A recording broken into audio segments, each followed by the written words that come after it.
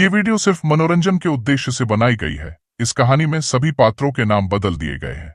हमारा मकसद किसी की भावनाओं को ठेस पहुंचाना नहीं है। ये कहानी हमने समाचार पत्र, सोशल मीडिया और इंटरनेट के माध्यम से लिया है। कहानी में घटी घटनाओं की सत्यता की जिम्मेदारी हम नहीं लेते हैं। हमारा मकसद सिर्फ आपका मनोरंजन करना है। दर्शक कृपया अपने विवेक से काम लें। दोस्तों, रात के 1 बजे का समय होता है। एक नई नवेली दुल्हन रात के 1 बजे शौच करने के लिए उठती है। जैसे ही वह अपने कमरे से बाहर निकलती है तो अपने ससुर के कमरे के सामने अपनी जेठानी को खड़ा हुआ देखती है। उसकी जेठानी का नाम सिंधु होता है। उसके हाथ में एक कटोरी होती है और उसमें देसी तेल होता है। थोड़ी देर के बाद सिंधु अपने ससुर के कमरे में चली जाती है और अंदर से दरवाजा बंद कर लेती है। अब यह नई नवेली दुल्हन यह सब देखकर हैरान हो जाती है और यह सोचने लगती है कि मेरी जो जेठानी है वह ससुर के कमरे में क्या करने के लिए गई है। फिर वह शौच करने के लिए चली जाती है बाथरूम में और थोड़ी देर के बाद वहां से आ जाती है और अपने कमरे के सामने खड़ी होकर अपनी जेठानी का आने का इंतजार करने लगती है। लगभग 1 घंटे का समय गुजर जाता है। 1 घंटे के बाद उसके ससुर का दरवाजा खुलता है और वहां से जो उसकी जेठानी होती है वह बाहर निकलती है। लेकिन वह लंगड़ा लंगड़ा के चल रही थी। उसके पैर लड़खड़ा रहे थे। वह सही ढंग से चल भी नहीं पा रही थी। जब यह नई नवेली दुल्हन यह सब देखती है तो वह हैरान रह जाती है और यह सोचने लगती है कि मेरी जेठानी ससुर के कमरे में क्या करने के लिए गई थी, और गई थी तो वह भी देसी तेल लेकर क्या करने के लिए गई थी। आखिर पूरा मामला क्या है। अब वो इस राज का पता लगाने के लिए लग जाती है। अब वो ये सोचती है कि इस राज का वो पता लगाकर ही रहेगी। उसकी जेठानी अपने कमरे में चली जाती है। यह नई नवेली दुल्हन भी अपने कमरे में चली जाती है और अपने पति के साथ जाकर सोने लगती है। अब इस तरीके से दोस्तों 2-4 दिन का समय गुजर जाता है। अब यह नई नवेली दुल्हन उस राज का पता लगाने के लिए लग जाती है और यह सोचती है कि आज रात को ही इस राज का मैं पता लगाकर रहूंगी।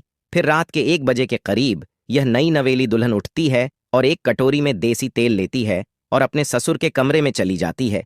अंदर से दरवाजा बंद हो जाता है। फिर उसका ससुर जो होता है वह इसके साथ अश्लील हरकतें करने लगता है। फिर यह नई नवेली दुल्हन अंदर का नजारा देखकर और अपने ससुर की बात सुनकर हैरान और परेशान हो जाती है। उसके पैरों के नीचे से जमीन खिसक जाती है। जी हाँ दोस्तों, आज की इस घटना को सुनने के बाद शायद आप लोगों को भी बड़ी हैरानी होगी, परेशानी होगी। इसीलिए इस वीडियो में आप अंत तक बने रहिएगा, क्योंकि इस घटना से आपको एक बहुत बड़ी सीख मिलने वाली है। बाकी दोस्तों, हमारी आप लोगों से एक छोटी सी रिक्वेस्ट है, वीडियो को लाइक करके चैनल को सब्सक्राइब कर लीजिए और जितने भी दोस्त हमारी इस वीडियो को जहां से भी देख रहे हैं वो कमेंट में अपना नाम और अपनी सिटी का नाम जरूर लिखें, ताकि अगली वीडियो में आपके नाम हम ले सकें। दरअसल दोस्तों, यह सच्ची घटना उत्तर प्रदेश के जौनपुर शहर की है। जौनपुर शहर के एक गांव में एक परिवार रहता था। परिवार में सुभाष नाम का व्यक्ति होता है, जिसकी उम्र 50 साल के करीब थी।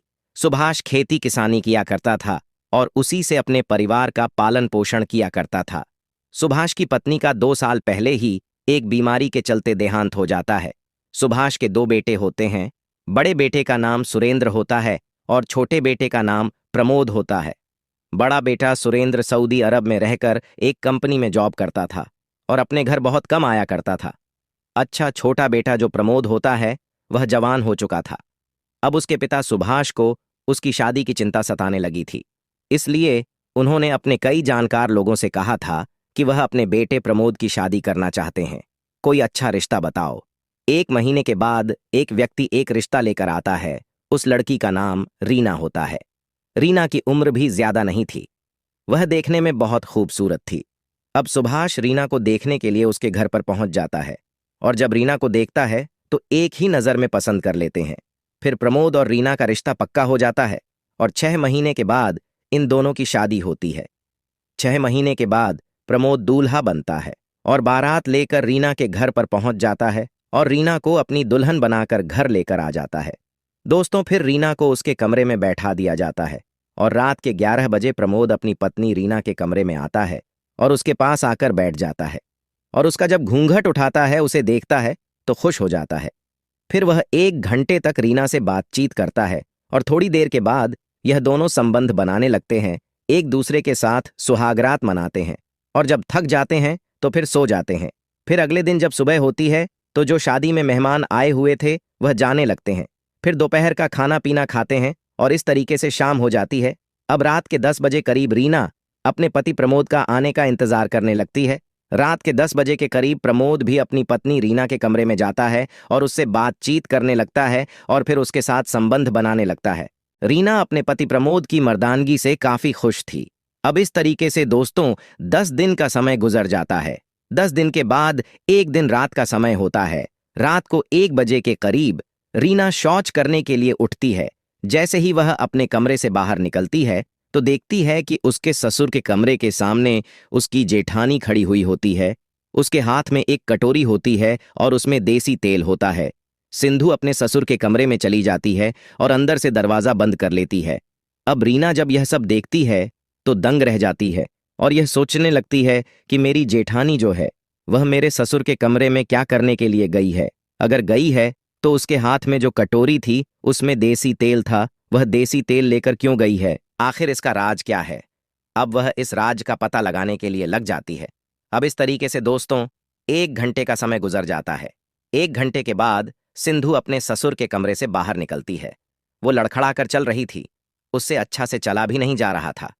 जब रीना यह सब देखती है तो हैरान रह जाती है और यह सोचने लगती है कि अब तो इस राज का वो पता लगाकर ही रहेगी। फिर रीना शौच के लिए बाथरूम में चली जाती है और थोड़ी देर के बाद अपने कमरे में अपने पति के पास आकर सो जाती है। दोस्तों, रीना की एक दोस्त जिसका नाम काजल होता है, वह रीना से मिलने के लिए उसके घर पर आती है। रीना जब अपनी दोस्त काजल को देखती है तो खुश हो जाती है और उसे नाश्ता पानी करवाने लगती है। ये दोनों एक जगह बैठकर नाश्ता पानी करते हैं। फिर ये दोनों बातें करने लगते हैं। अच्छा, रीना काजल से कहती है कि काजल, मैं अपने घर में कुछ दिनों से एक अजीब वाक्य देख रही हूं। यह जो मेरी जेठानी है जिसका नाम सिंधु है, ये मेरे ससुर के कमरे में रोज रात को जाती है और देसी तेल लेकर जाती है और 1 घंटे के बाद जब बाहर निकलती है तो लंगड़ा कर चलती है। उसके पैर लड़खड़ाते हैं, वह ढंग से चल भी नहीं पाती है। जब काजल उसकी यह बात सुनती है तो हंसने लगती है और रीना को समझाती है कि देख, तू तो जानती है कि तेरी सास नहीं है। 2 साल पहले उसका एक बीमारी के चलते देहांत हो चुका था, तो ऐसे में तेरे जो ससुर हैं वह अकेले हो गए हैं और तेरे जो जेठ है वह सऊदी अरब में रहकर एक कंपनी में जॉब करते हैं और 1 साल 2 साल में आते हैं। अब ऐसे में तू अंदाजा लगा ले कि तेरी जो जेठानी है वह अपने ससुर के कमरे में क्या करने के लिए जाती है, और जब जाती है तो लंगड़ा कर ही क्यों चलती है, उसके पैर लड़खड़ाते क्यों हैं और वह भी देसी तेल लेकर क्यों जाती है। अब इस बात का अंदाजा तो खुद भी लगा सकती है कि इन दोनों के बीच में क्या चल रहा है। फिर थोड़ी थोड़ी बात रीना समझने लगती है, उसको थोड़ी थोड़ी बात समझ में आने लगती है। दोस्तों, एक दिन रात के 1 बजे के करीब सिंधु अपने ससुर के कमरे में चली जाती है। उसके हाथ में तेल की कटोरी होती है। रीना दूर खड़ी हुई यह सब देख रही थी। सिंधु अपने ससुर के कमरे में जाती है और 1 घंटे के बाद बाहर निकलती है। अच्छा, रीना यह सब देख रही थी। वह देखती है कि उसका जो पेट है वह थोड़ा बढ़ा हुआ है। फिर वह यही सोच विचार में अपने कमरे में आकर सो जाती है। फिर अगले दिन दोपहर का समय होता है। यह सब लोग एक जगह बैठकर खाना पीना खा रहे थे। अब रीना से बर्दाश्त नहीं हो पा रहा था। वह अपनी जेठानी से पूछती है कि जेठानी जी, आप पेट से हो क्या? फिर उसकी जेठानी रीना से कहती है कि हाँ देवरानी जी, मैं पेट से हूं और मुझे 7वां महीना चल रहा है। जब रीना उसकी यह बात सुनती है तो उसके होश उड़ जाते हैं और यह सोचने लगती है कि मेरी जो जेठ है वह तो कई सालों से विदेश में है और घर पर तो बहुत कम आते हैं। आखिर मेरी जेठानी प्रेग्नेंट कैसे हो सकती है? अब उसके दिमाग में यह विचार चल रहा था कि आखिर मामला क्या है। अब उसने मन में ठान लिया था कि वह अब इस राज्य का पता लगाकर ही रहेगी। दोस्तों, एक दिन रात के 12 बजे रीना अपने कमरे से निकलती है और एक कटोरी में देसी तेल लेती है और ससुर के कमरे में पहुंच जाती है। उसके ससुर के कमरे में पूरा अंधेरा था, कोई भी लाइट नहीं जल रही थी। उसका ससुर सुभाष रीना का हाथ पकड़ता है और अपनी ओर खींच लेता है और उसको बाहों में भर लेता है और उससे कहता है कि मेरी जान, आज तो तुम बहुत जल्दी आ गई हो, क्या बात है? अच्छा, रीना कुछ बोलती नहीं है। फिर सुभाष उसके साथ छेड़छाड़ करने लगता है, उसके साथ अश्लील हरकतें करने लगता है। फिर रीना इसका विरोध करने लगी थी लेकिन कुछ बोल नहीं पा रही थी और अपने आप को छुड़ाने की कोशिश कर रही थी। फिर सुभाष को गुस्सा आ जाता है और उससे कहता है कि सिंधु, तुम जानती हो कि हमारा रिश्ता क्या है, हम रोज रात में क्या काम करते हैं, तुम जानती नहीं हो, आज तुम्हें क्या हो गया है। फिर रीना अपने ससुर से छूट के अपने कमरे में चली जाती है और अपने पति प्रमोद को उठाती है और उससे कहती है कि तुम्हारे पिताजी हमारे साथ बहुत गलत हरकत कर रहे हैं, तुम चलो। और आज उनकी सच्चाई का मुझे पता लग चुका है कि वह मेरी जेठानी के साथ रोज रात में क्या काम करते हैं। फिर प्रमोद को लेकर वह अपने ससुर के कमरे में पहुंच जाती है और अपने ससुर से कहती है कि ससुर जी, तुम्हारी सच्चाई का आज मुझे पता लग चुका है। तुम मेरी जेठानी के साथ रोज रात में क्या करते हो। फिर सुभाष रीना की जब यह बात सुनता है तो उस पर हंसने लगता है और रीना से कहता है कि तुम्हें अगर यह सच्चाई का पता लग ही चुका है तो एक सच्चाई का पता और लगना चाहिए, जिसे जानना तुम्हारे लिए और जरूरी है। फिर सुभाष रीना से कहता है कि यह कहानी 4 साल पुरानी है। 4 साल पहले सिंधु हमारे घर में नौकरानी बनकर आई थी और हमारे घर में नौकरानी का काम किया करती थी।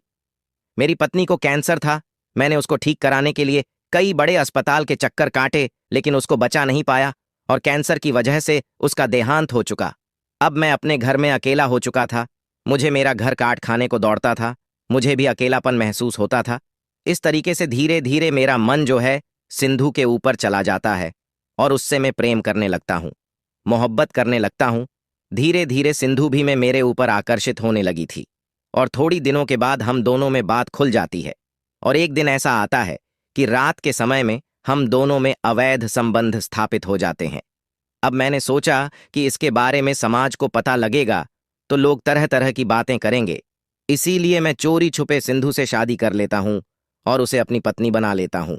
मेरा बड़ा बेटा विदेश में रहकर पैसा कमाया करता था और बहुत कम घर पर आता था, इसीलिए मैंने अपने बड़े बेटे की शादी इससे कर दी। और रात के समय में सिंधु मेरे कमरे में आती थी और उसके साथ मैं भी संबंध बनाता था, लेकिन समाज को यह पता ही नहीं है कि यह मेरी पत्नी है।